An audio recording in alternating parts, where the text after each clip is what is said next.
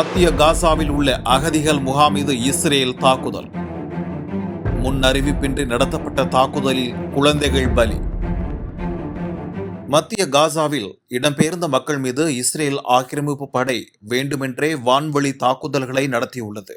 மத்திய காசாவில் இஸ்ரேல் ஆக்கிரமிப்பு படையால் பாதுகாக்கப்பட்ட பகுதி என்று அறிவிக்கப்பட்ட டேர் எல் பாலாஹவில் இடம்பெயர்ந்து வந்த பாலஸ்தீனியர்கள் 100க்கும் மேற்பட்ட கூடாரங்களை அமைத்து தங்கியுள்ளனர். குடிமக்களுக்காக அர்ப்பணிக்கப்பட்ட இந்த பகுதியில் நூற்றுக்கணக்கான குடும்பங்கள் அடைக்கலம் புகுந்துள்ளன.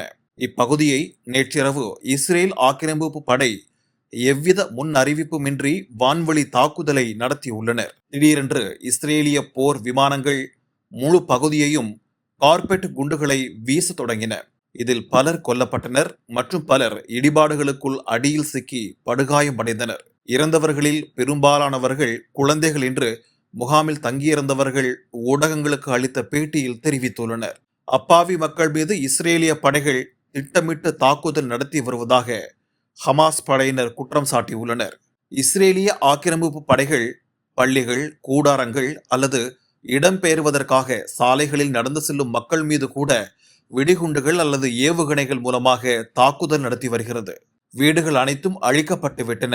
எங்கள் குழந்தைகள் கொல்லப்பட்டனர். உயிர் பிழைத்திருப்பவர்களும் மன ரீதியாக சிதைவுற்றுள்ளதோடு உணவுக்காக பட்டினி கிடக்கின்றனர்.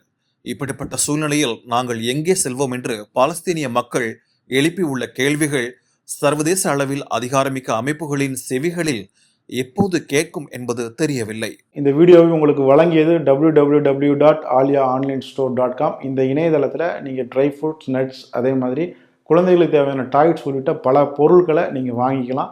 ஒரு தடவை இந்த இணையதளத்தை விசிட் பண்ணி பாருங்கள்.